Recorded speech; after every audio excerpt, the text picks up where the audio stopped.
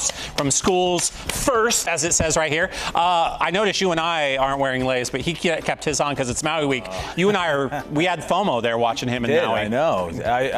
We could have filmed on assignment. You know, we're here for next time we do a Schools First in Maui. That's a genius. I'm sure you have a companion on the pass. beach. Would you put your shorts on, your flip flops? You don't want to see that. A little white right now. All right, Travis, from the Roseville Branch. Look, I don't know how many natural disasters Gary witnessed. Maybe a volcano erupting. Yes. I know they have faced some fires. Obviously, Maui went through the fires. Today, we're talking about being prepared for natural disasters. You can't plan for them for the most part, but you can be smart about it. Yeah, and like you said, you know, it's something we shouldn't ever have to plan for, but the reality is, should a wildfire, should a flood or an earthquake kind of force us out of our home or even interrupt our income, even on a temporary basis, we're going to need quick access to cash for essentials like food, gas, hotel stays, or just replacing our stuff. So the first most important step is having that emergency fund.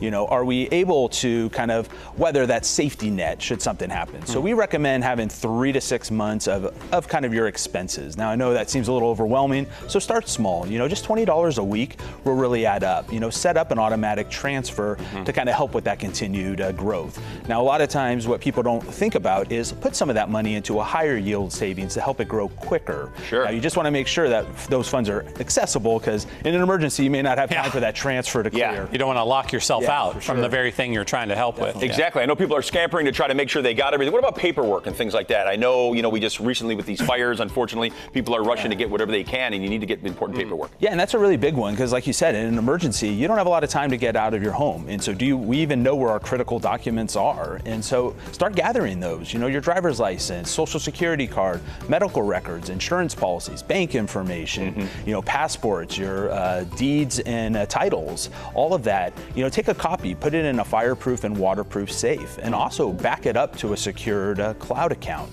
You also want to have a printout of emergency contact numbers, you know, your financial institutions, your insurance agents, even family members. And don't forget those little things, your account passwords, or even safe deposit box keys. You know, having everything in a go-to spot when something really chaotic happens will kind of give you that control over the situation. And also, don't keep your cash under the mattress, because that will burn up. That's where I keep it. Not fireproof. Right? The Tempur-Pedic is not I fireproof. have to reach under the middle of the night and go, oh, it's still there. Okay. Cash is not fireproof.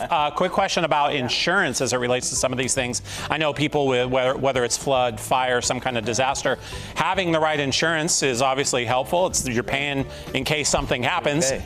Something might happen. Yeah, definitely. And that is a great question. And there's nothing worse than finding out you don't have enough insurance when something does happen. And unfortunately, we see it far too often. So, you know, take some time, review your current home insurance or renter's insurance. Do you have enough coverage for the current value of all your belongings? Also, your high items, you know, your electronics, your jewelry, or outdoor equipment, things of that nature. But something to keep in mind, most standard insurance companies do not cover earthquakes or flood, and that's especially big here in California. So reach out to your insurance company, and if not, discuss supplemental policies. Now, another tip that will really help you should you have to file a claim is take photos and videos of your home and all of your possessions. While it's in good shape. Yeah, before. This is the before. Walk through every room, you know, narrate everything that you see. So that way, should something happen, you have that documented, and you'll keep that footage with your, you know, important documents. Just make sure it has a date stamp on there. I'm gonna do that now. That's Travis. Always. That's Gary. Here's the studio. Yeah, there you go. These are monitors over here. That's a disaster. This is a desk. A disaster in itself. All right, they've got all the locations there as always. Thanks for coming in and sharing. A pleasure. I mean, again, every single time they come in, it's a different topic, and we learn a lot. He's on it, man. SchoolsFirstFCU.org is the web. Follow along on the social. Appreciate you coming in, man. We'll be right back. Don't go away.